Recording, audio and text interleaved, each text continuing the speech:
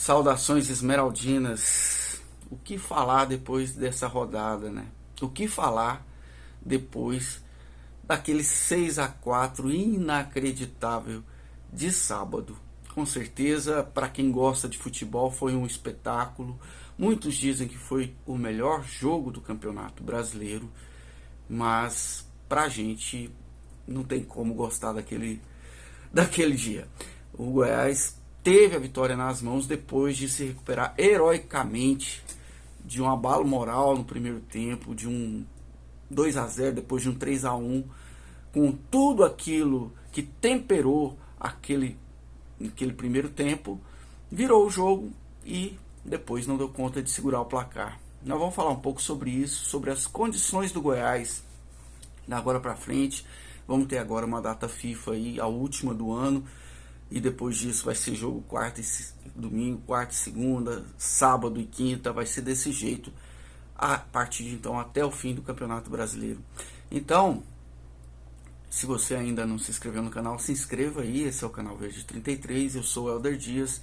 A você que vem aqui sempre, que acompanha o nosso trabalho aqui, meu muito obrigado, e já peço para você aquele favorzinho de deixar a sua curtida, o seu like, que muito ajuda a gente aqui no crescimento do canal, que isso chegue a mais pessoas, esse conteúdo, e mais pessoas aí ligadas ao mundo do futebol e ao mundo do Goiás Esporte Clube de alguma forma, né? Enfim, vamos lá.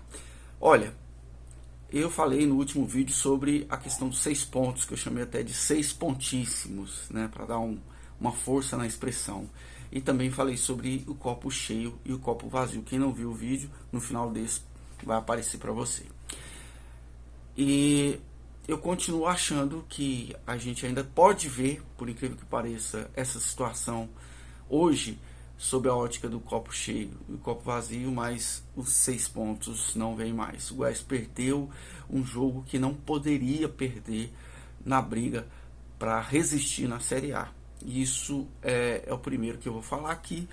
O Goiás teve ali no começo do segundo tempo a chance de vencer a partida, de segurar o placar, de mudar o jeito de jogar. O que isso não aconteceu? Primeiro, nós temos que ver o jogo desde o começo e entender como o Goiás se montou. O Goiás não teve o Maguinho, não teve o Morelli, não teve o Alano para essa partida. O Alano eu nem conto tanto porque ele, apesar de fazer uma fumaça ali do lado dele, eu até acho que o Alisson faria o mesmo papel com mais qualidade no passe, né? Nem tanto na finalização, porque ambos têm esse problema. Mas do meio para trás, o Morelli principalmente fez muita falta. O Bruno Santos, infelizmente, a gente tem que dizer que o Maguinho não tem substituto à altura. Então, o Maguinho, ele tem ajudado o Goiás quando ele joga, mas ele tem prejudicado demais o Goiás quando ele sai. Não porque somente pelo fato dele sair, mas por quem entra no lugar dele. O Bruno Santos, mais de uma vez, já provou que ele, infelizmente, mas eu não gosto de falar esse jogador, eu não gosto de queimar cada jogador, mas a campanha dele no Goiás prova isso, que ele mais tem atrapalhado do que ajudado. Talvez no outro time ele dê certo, mas no Goiás não deu. E ele é o único que tem por ali, a não ser que você improvise alguém ou chame alguém da base. Mas essa dupla deficiência com a ausência do Morelli e do Maguinho tornou o Goiás com certeza mais vulnerável.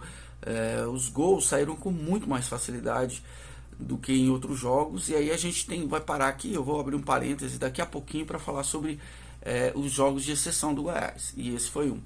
Mas antes eu quero dizer que é o seguinte: quando você tem uma defesa montadinha, treinada, que joga junto, fica muito mais, ainda mais com o esquema que o Armando Evangelista conseguiu, fica muito mais difícil penetrar nessa defesa. A gente sabe que o Bahia tem um ataque potente, que sabe jogar com os erros da defesa adversária, tem muita velocidade, e eles exploraram isso num dia muito feliz do Everaldo, mas que teve sua vida facilitada pelas brechas que foram dadas pela defesa do Goiás. No primeiro gol, em cima do Bruno Santos, o Everaldo chega praticamente sozinho, porque o Bruno Santos marca a bola e não o Everaldo, que era quem ele deveria marcar. A bola cruza a área inteira e alcança exatamente o artilheiro do Bahia, e ele faz o primeiro gol.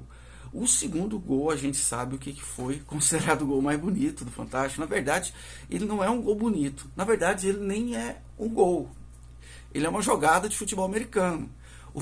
O Gilberto, ele faz o papel do kicker do futebol americano. Ele consegue jogar a bola com muita precisão, de uma distância muito longa, dentro do gol esmeraldino, surpreendendo todo mundo. Porque assim, a gente pode dizer, o Tadeu falhou sim de não prestar atenção. Mas quem estava prestando atenção naquele lance? Nem os jogadores do Bahia estavam prestando, nem o Rogério Ceni, ninguém, nem a arbitragem. Então assim, foi muito mais mérito do Gilberto, da esperteza dele, da sagacidade dele, do que... não estou dizendo que não teve falha, mas foi uma falha quase que, como é que eu vou dizer a palavra, uma falha coletiva de tal modo de não entender ali naquele momento essa possibilidade de surgir um gol daquela forma. Primeiro, pela dificuldade de ter um gol de tão longa distância, e segundo, porque o lance foi muito confuso, né? A bola teve o choque do Hugo, não me lembro do jogador do Bahia, a bola sai pela lateral, e quando sai pela lateral, o juiz aponta para a falta. É como se ele estivesse esperando a vantagem. O auxiliar dá o lateral para o Goiás, mas antes ele já marca a falta, né? Então, antes do atendimento, já tinha a falta marcada. É bom colocar isso. Não teve inversão de coisa do árbitro, não. Ele marcou a falta. E na hora ali ele autorizou a cobrança da falta, e o povo meio que não entendeu que a bola ia sair ali para algum companheiro, não. E o Gilberto meteu lá na gaveta e surpreendeu o Tadeu. O Tadeu, num dia muito ruim, o pior dos dias do Tadeu no Goiás, assim, falhou nesse gol. Eu acho que ele falhou também no quarto gol, a forma dele sair, apesar que ele tenta fechar o ângulo, mas talvez faltou mas também ali também tinha muito jogo. Vamos analisar com calma. Vamos pro próximo também. O Goiás chega a fazer o segundo gol, né? Numa jogada que a gente tem que dar mérito também ali pro João Magno. Que assistência do João Magno, hein? Acho que foi o melhor lance dele no Goiás, e ele dá assistência pro Guilherme. Depois o Bahia faz o terceiro gol numa jogada de contra-ataque ali, que eu não entendi esse lance como falha. Tadeu, teve gente que achou que ele falhou. Para mim a bola foi muito no canto, mérito do atacante, né? Do Everaldo novamente.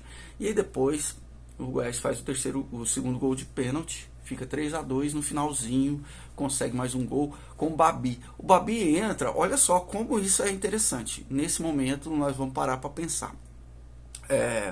O Babi, ele entra no lugar de um volante, ele entra no lugar do William Oliveira. O William Oliveira é o principal volante, primeiro volante do Goiás, né? E o Goiás já estava sem o Morelli. Ok, entra, dá suporte ali no ataque, faz o gol e empatamos a partida em 3-3, no lance que ele chega de surpresa e finaliza. Ok, vamos para o intervalo, volto com a mesma escalação. O Goiás sem o principal volante, sem o William Oliveira. Aí no começo do segundo tempo o Hugo faz uma grande jogada. O Hugo, aliás, jogou muito bem. Uma partida... O Hugo tem sido muito regular. Ele já foi muito criticado pela torcida, mas ele tem sido um jogador muito interessante, do jeito dele. Não tem vamos dizer, as valências aí do Sander, mas ele tem feito o papel dele e fez um cruzamento, uma assistência, um passe para o João Magno virar o placar. 4-3, felicidade geral. Mas aí começa o problema. Por quê? Porque aí o Goiás teria que se defender. E aí o Goiás estava com a defesa completamente desmontada, com o Bruno Santos, com a ausência do Morelli, com um centroavante a mais e um volante a menos com a saída do William Oliveira. E aí, meu caro, aí virou aquele quarto gol do Bahia, o gol de empate, é um gol de pelada. É um gol de pelada que tem 6 ou 7 jogadores do Goiás no mesmo lance, ninguém pega a bola, porque tá todo mundo se envolvido, todo mundo meio que em pânico ali. o Bruno Santos erra, o Lucas Alter tem a chance clara de tirar a bola com a ponta do pé para escanteio e não faz isso. Não sei se deu um branco nele, mas fica claro nesse lance. E aí a bola bate no Tadeu e sobra para o jogador do Bahia completar e aí empatar o jogo. E depois, novamente, no outro lance de descuido da defesa, parecido com o primeiro gol, só que do lado contrário, o Bahia faz o quinto e aí o jogo meio que termina porque o Bahia se monta para proteger a sua zaga, né? E aí o Rogério Ceni altera o time nesse sentido e o Goiás não consegue mais penetrar com eficiência a zaga do Bahia, ainda leva o último gol de contra-ataque, um gol que é aquele gol do tudo ou nada, né? E fica 6-4. Enfim, o Goiás teve um comportamento atípico na defesa por conta dos desfalques e em outras duas oportunidades isso aconteceu. O Goiás levou, em 3 jogos, o Goiás levou 15 gols contra o Palmeiras naquele 5-0, contra o Santos naquele 4-3, a última vez que o Goiás tinha levado mais de um gol numa partida no Brasileiro, e depois agora esses 6 gols do Bahia. Então são 15 gols em 3 jogos. Nos demais 23 jogos do Campeonato Brasileiro até então, o Goiás tinha sofrido, contando todos os outros jogos, o Goiás tinha sofrido 22 gols. Então 22 dividido por 3, por 23, né? Menos de um gol por jogo. E nesses 3 você multiplica aí 5 gols por jogo. Então nós vamos falar no outro vídeo aqui, mas fica aí a reflexão. Eu devo voltar nessa semana para a gente fazer uma nova continuidade desse vídeo, para ele não ficar muito grande. Mas fica aí o meu resumo desse jogo. Nós vamos falar sobre a tabela do Goiás, vamos falar sobre as dificuldades e o copo meio cheio, meio vazio no próximo vídeo, ok?